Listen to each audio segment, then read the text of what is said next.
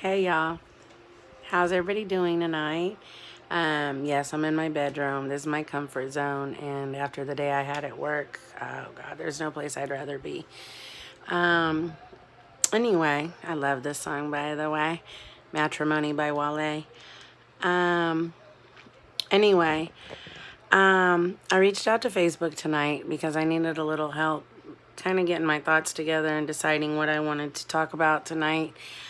Um, and one of my newfound friends, whom I'm so grateful for. Let me see if I can find my gift. Excuse me. Um, she showed up to bring me a little gift tonight, and it's a journal. I don't know if you can see what it says, but this gift right here means more to me than wow, than anything I can think of right now. The timing was just right on, and I can't thank her enough.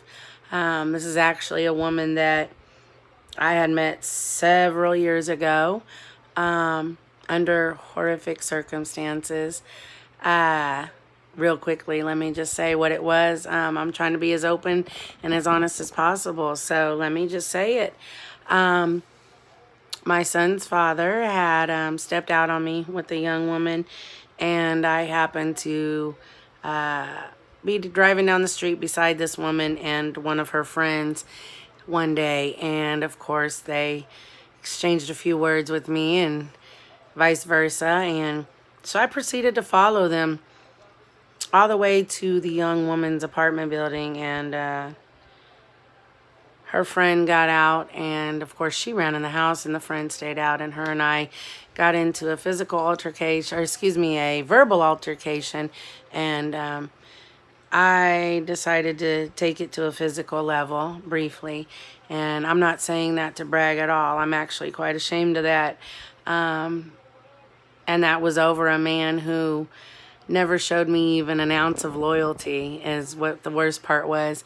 But I never saw this young woman again after that. And she walked into my job, my part-time job. I believe it was Friday evening, and she remembered me, and I didn't remember her, and she reminded me of where I knew her from, and we instantly just connected, and the energy that she was giving off was just amazing. And I'm just saying all that to show you guys and to say that, like, growth, I can't say it enough, is so important, and you should strive for that every day. I'm so glad that she walked in that night, and I'm so glad we had a chance to talk and just swap stories. I mean, we've dealt with a lot of the same things, and I'm sure that we'll continue to inspire each other. I'm a firm believer in God makes no mistakes, and I don't believe in chance meetings. I say that to everybody. And once again, my point was proven with her. But yeah, she came and brought me that journal tonight, all the way to my house. That was so awesome of her. And I can't thank her enough. She said that she thought it would help with me or help me on my journey. And she's absolutely right. So I feel like I owe her now to fill this with all kinds of my deepest thoughts and secrets even. Anyway, but her suggestion was for me to talk about my biggest fears and how I overcame them or it. And the crazy thing was is I had never really thought about what my biggest fears were, or even the fact that I had overcame some of them, or trying to, excuse me, I'm trying to fix the stretched out collar on this shirt. But anyway, it hit me like a ton of bricks when she said that. One of the biggest things I've been preaching the last year to people, and just even to myself, is about patterns. Patterns in my family really is more what I've been speaking on, and what's really been weighing heavy on my mind last year. The patterns in my family and how they're just now starting to affect me. I'm 43, and one of the biggest ones was that the women in my family always felt like they had to have a man. There was just no living without a man. And I never paid attention growing up until probably until I divorced my ex-husband 2 years ago.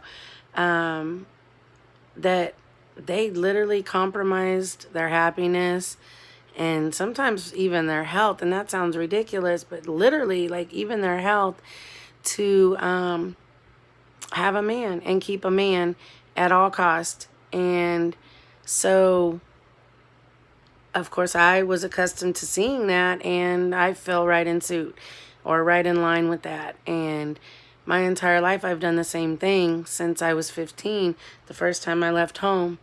From that boyfriend on, I've always felt like I had to have a man.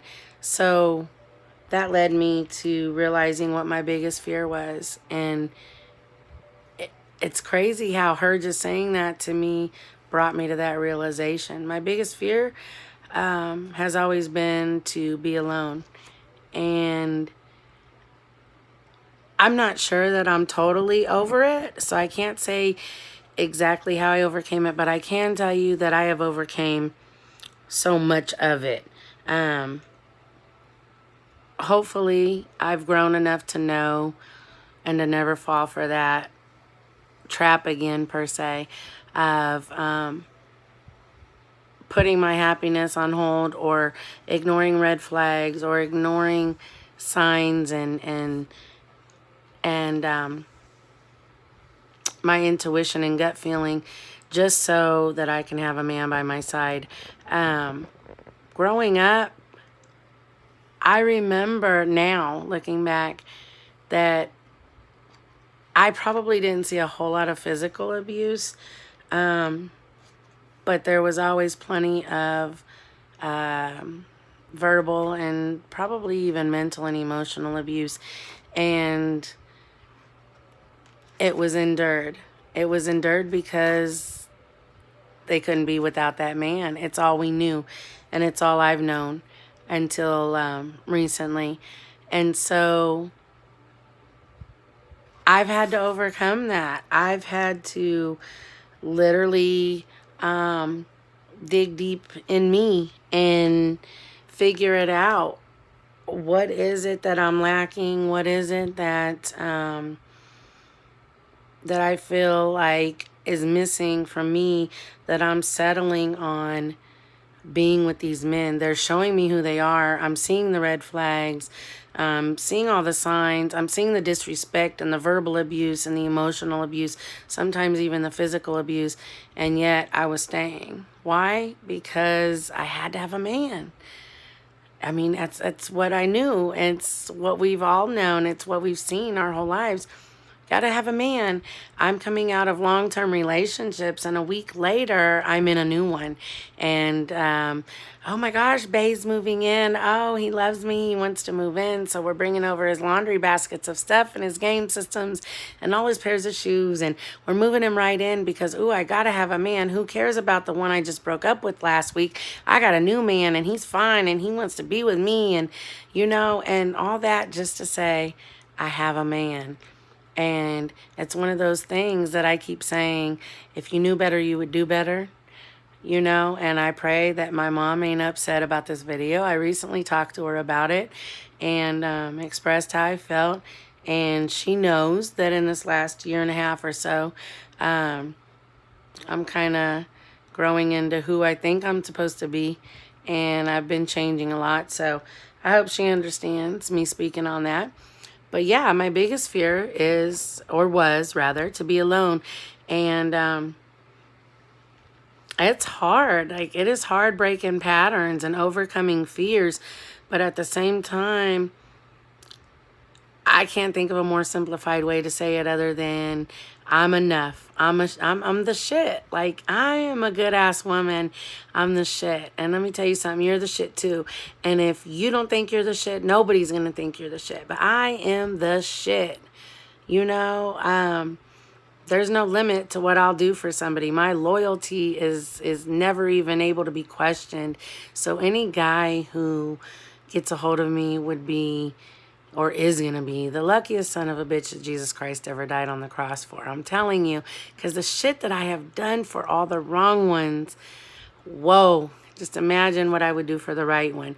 But that just furthermore lets me know, as I'm learning more about myself and I'm learning my strengths and my weaknesses and my flaws and, things that I need to work on, I'm also learning my good qualities and the things that I will not compromise for no man. I will not follow suit in the patterns that have been laid out before me my entire life of the women that I love dearly having to clam up and keep their mouths closed and bite their tongues because they don't want to argue or run that man off per se, because what are they going to do? They got to have a man.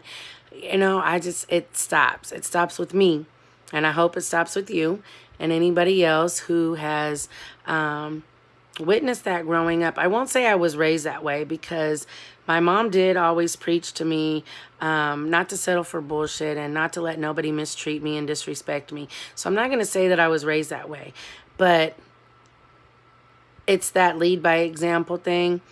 And sorry, you guys know I'm addicted to Carmex if you know me personally. And if you don't, you might as well figure it out now. It is a strong addiction. And I welcome all tubes of Carmex. It can only be the original. As so, everybody cracks jokes about me in this. But yes, there's no limit to what I'll do to get some. Paid $10 for a tube of Carmex one time at O'Hare Airport. True story. Anyway, I was raised not to honor, per se, that type of treatment and what have you. However, it's what I saw. It's what I witnessed almost my entire life with the women that were in my life. And so, excuse me, a lot of Carmex there. Nothing like a mouthful of Carmex. But my biggest fear, yes, until I don't even think it's been a complete year, that it just hit me one day like, Crystal, enough is enough. I mean, if it happens, it happens. And I hope that it does. Like, I'm in desperate search of, like, my soulmate, per se. I know that sounds so cliche. But just that person that I can connect with, on a whole nother level, that their vibe matches mine and their energy matches mine. And, it's just going to click. Everything's going to click. It's not going to be a question. It's just going to click. And I'm going to know it when I find it. And I'm never going to let it go.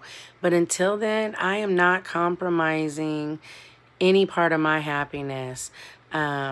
Again, I just can't do it. I refuse to do it just to be able to say, I have a man.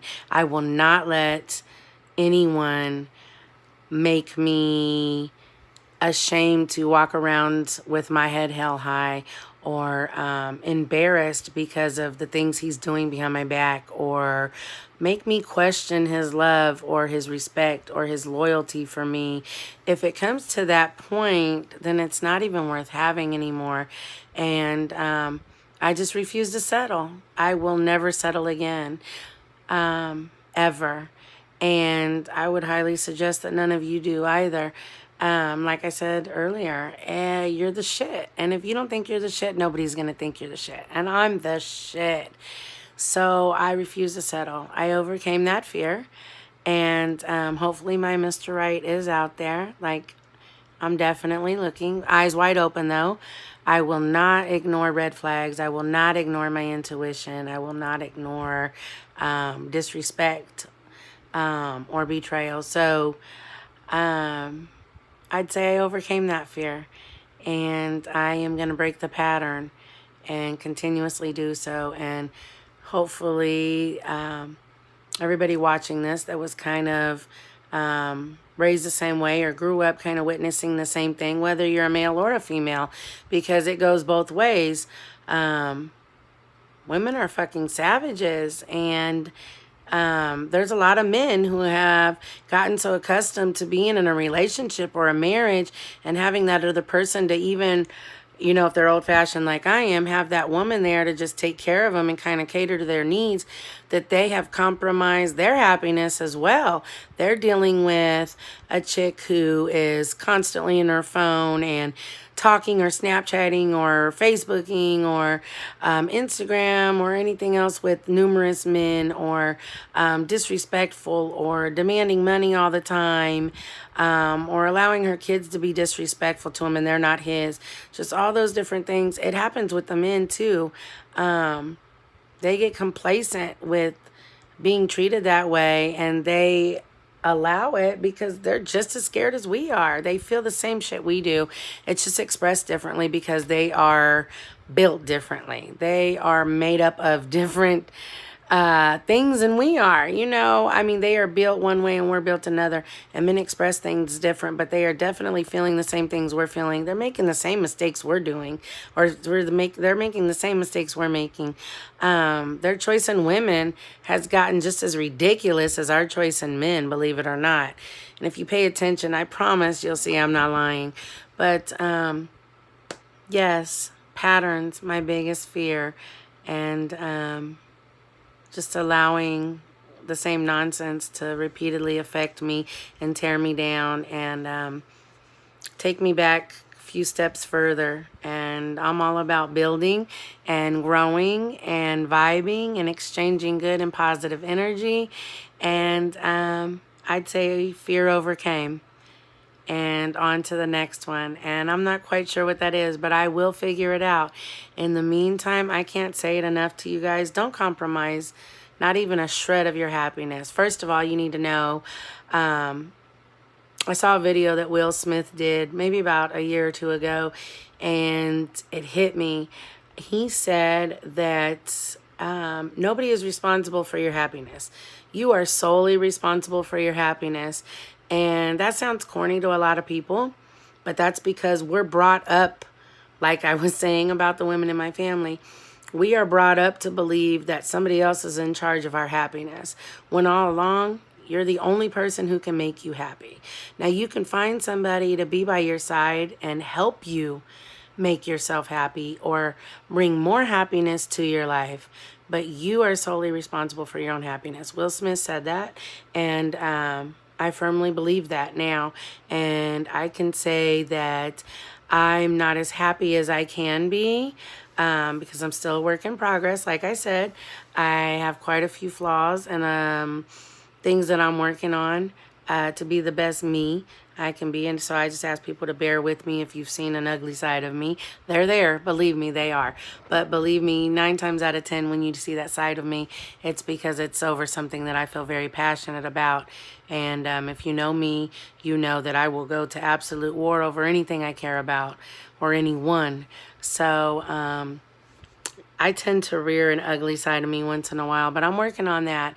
And I'm in control of my happiness, and I can say that I am genuinely as happy as I think I can make myself right now. Every day it's growing a little bit more, and that's just coming from me growing as a woman and as just a human. But I am in control of my happiness, and I'm working on that. And anybody that comes into my life from this point, you're just gonna probably help me on my journey to finding like complete happiness, because it's there. I know it's there. It's a wonderful feeling just to, this is gonna sound corny, but I got out of my startup meeting this morning at work and started walking through the plant to get to my desk. And for some reason, I just had the biggest smile on my face, even though it was Monday. And I had a long weekend. Good weekend, but long weekend. I was in the presence of good company and working a lot this weekend. But I walked out of that meeting on a Monday, which at my job is, the day of hell. Excuse my language. My mom just commented on my Facebook post and asked me to try to not use such bad language, but like I told her, it's just who I am, Mom. I'm sorry. It's how I get my point across. But yeah, so I walk out of my startup meeting on a Monday, and I caught myself about 3/4 of the way to my desk and was like, wow, what the hell are you smiling at? And I'm just cheesing, and I spoke to quite a few people on my way, which I do every morning. Hey, good morning. Hey, beautiful, good morning. But I stopped dead in my tracks today and was like, what the hell are you smiling at? I thought to myself, I didn't say it out loud. And I couldn't really say. And I guess that was kind of like a moment of when I noticed, like, that's happy. So this is what happy feels like. You're walking by yourself on a Monday morning through Caterpillar, which, whoa, Mondays will tear you down. I mean, they will tear you to smithereens, the position that I hold. But I literally stopped in my tracks, and it was right then that I realized, okay, like, you got this. This whole happiness thing, you got this. You may not got it all figured out right now, but you definitely have this. And every day it's going to get just a little bit better. It's only up from here. Yeah, somebody at my job, a young lady by the name of Nikki. I can't remember the exact words she used, but it was something along the lines of, there's always up from here, I believe she said. But regardless of the wording, no matter where you're at, there's always up. And that's a great way to look at it, because whew, I am living testimony to that. And we won't get into all that tonight. We'll carry on another video. And I just realized, you guys know I'm new to YouTube, and I am tired. I did work a lot this weekend. But I just noticed that the majority of this video, I am staring downward at the screen. I'm going to try to refrain from doing that. I got to be conscious of that. Anyway, I'm going to get out of here. I got an early morning for work. But I hope somebody got a message out of this and weeded out through all my rambling, because I tend to do that. But I've warned you in any Facebook Live video I've done and YouTube channel video that I've done, I tend to ramble, but there's always a message in my rambling. So I hope you take the time to see through it. But anywho, I love y'all. I literally love every one of you guys that have subscribed to my channel.